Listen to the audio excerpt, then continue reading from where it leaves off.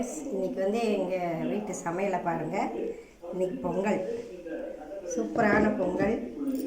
கத்திரிக்காய், பைத்தியம்பருப்பு, கேரட்டெல்லாம் போட்ட குஜு செமையாக இருக்கும். சாப்பிட்டு பார்த்திங்கன்னா பார்த்தாலே உங்களுக்கு நாக்கு கொடுக்கும். இது வந்து ஒயிட் ரைஸ். என்ன கம்மியாக இருக்கேன்னு பார்க்காதீங்க, இன்னும் கொஞ்சம் அப்புறமா வைப்போம் சூடாக. அதுக்கப்புறம் வந்து பச்சை வேர்க்கடலை, கத்திரிக்காயெல்லாம் போட்ட காரக்குழம்பு செம்மையாக இருக்குங்க. இது சாப்பிட்டு பாருங்கள், சூப்பராக இருக்கும்.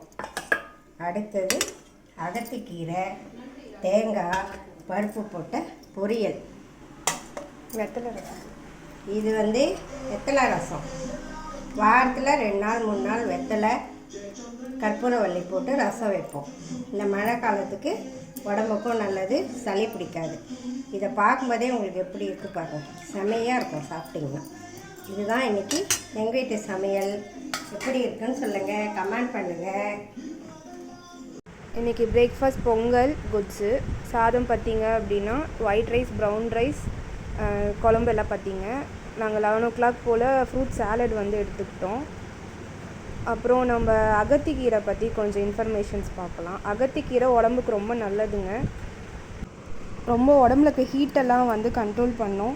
அதுக்கப்புறம் வயிற்றில் புண்ணெல்லாம் இருந்தால் ஆட்டும், குடல் புண்ணெல்லாம் இருந்துச்சு அப்படின்னா அதையும் ஆற்றும். அப்புறம் வந்து டைஜஷனுக்கு ரொம்ப நல்லது. டைஜஷன் ப்ராப்ளம் இருக்கிறவங்க அகத்திக்கீரை அடிக்கடிக்கு சேர்த்துக்கலாம். தொண்டை வலி, ஃபீவர்லாம் இருந்துச்சு அப்படின்னா நீங்கள் அகத்திக்கீரையை, தொண்டை வலி இருக்கிறவங்க பச்சையாக கூட சாப்பிட்லாங்க, தொண்டை வலிக்கும் நல்லது. அகத்திக்கீரை அப்படின்னா என்னென்னு பார்த்தீங்கன்னா, மாடுக்கெலாம் கொடுப்பாங்க பார்த்தீங்களா அமாவாசை டைமில், அதுதான் அந்த அகத்திக்கீரை. அது நம்மளுக்கும் அது ரொம்ப ரொம்ப நல்லது.